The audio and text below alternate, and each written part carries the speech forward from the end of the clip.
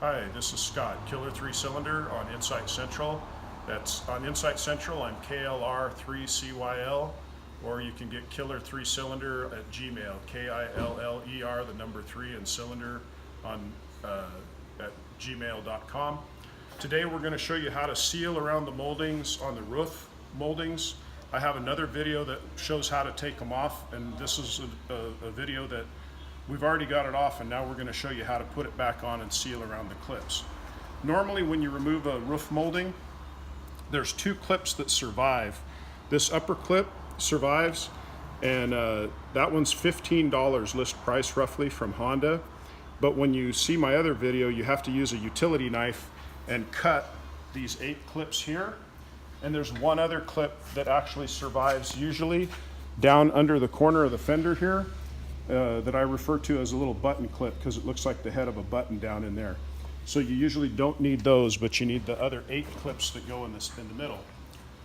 When we remove the molding, a lot of times these metal clips have a tang in here and they get a little bent up, and we need to straighten this back out. I like to use a pair of needle nose pliers, and this thing needs to point basically straight out. This other lower one's bent up too high, and the tang is also bent out a little bit too much. So I'm going to move this down, and I'm going to use my needle nose pliers to bring the tang back. And this is approximately the angle that these metal clips and tabs need to be before we install a new molding. Then up here on the roof, this part, people complain about the wet seat belt, and usually the wet seat belt that happens on these cars is because water pools right in this area. It's very flat right here, and we like to clean around this particular clip that we're going to put sealant around, because the sealant saves you the money of having to buy a clip, and over time it'll leak again anyway. So I'm going to use a little bit of window cleaner on a cotton swab, and I'm going to get in here and I'm going to clean around this one and have it about maybe a ½ inch or so out from the clip, so that when we put sealant on it in a little bit, it'll have a nice clean area and not be trying to stick to dirt. So we get that clean. So I'm gonna move to the other side of the car, and I'm gonna install the molding over there because it's kind of set up and ready to go. All right, I'm on the other side of the car, and I'm putting the sealer around the 5 holes that go along the top of the car here. I want to seal up these 5. If moisture gets in the top 5, there's a chance that it'll run back to the B pillar and down to get the seat belt wet. So I've already applied it on 4 of the holes.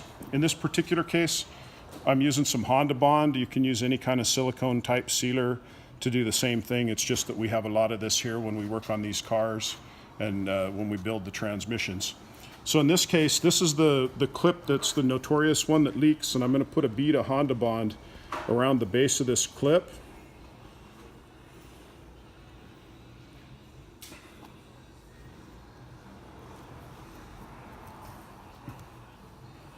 So I get the Honda Bond around it, and then I use a wooden coffee stir stick, and I like to push it under the edge of the clip, and I like to try to lift the clip up so a little bit gets underneath and hopefully seals in there very well.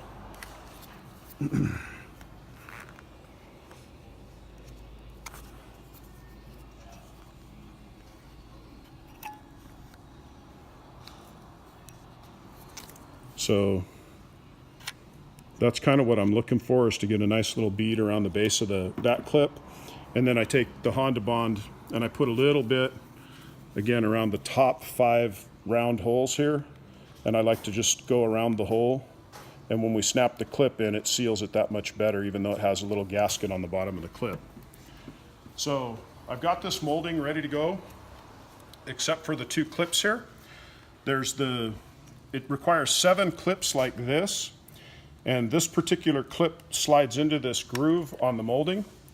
And there's 4 little bumps that kind of help hold it in position. It's kind of hard to see the little bumps, but they're there. This is an actual Honda clip. I've never been able to figure out where to get one of these other than Honda. And this particular clip is the locator clip, and it's got this extra barb on it. And when you slide it into the molding here, it snaps in just like that. And with that particular one, now it doesn't move, and this clip is going to locate the molding on the car the correct way. Down on this end of the molding, there's this groove, and this is the part that's going to tuck in under the fender, and this is where that little button clip under the edge of the fender slides in. And then this other tab here, it has a bolt, and the bolt holds in the back of the fender and this particular spot on the molding at the same time. And this piece here you want on the outside of the fender. You don't want this to tuck under the fender. It'll actually lift the fender up kind of a little bit the wrong direction. All right, so we've got the molding slid under the button clip and this tab on the outside of the fender here, and it was very difficult to get that back in there the correct way, and it actually took an assistant with an extra set of hands to make that go together. But we slid that down onto the button clip and got that ready to go. And now the molding is basically ready to go on the car. And if you remember that the one clip that lines up the part, we're going to start lining up the holes on this a little bit, and I can see them at the angle I am down here, and everything's lining up, and we're going to push this molding on, and it's all going to go back on there into the tabs and into the sealer, and that molding's all set now, and there's sealant under the tabs, and it's all ready to go. So that's what it requires to do it. If you need the clips, you can get the clips from me. You can get in contact with me at killer3cylinder.com, and I stock the 8 molding clips if you need to get the 8 molding clips. Thanks for watching my videos.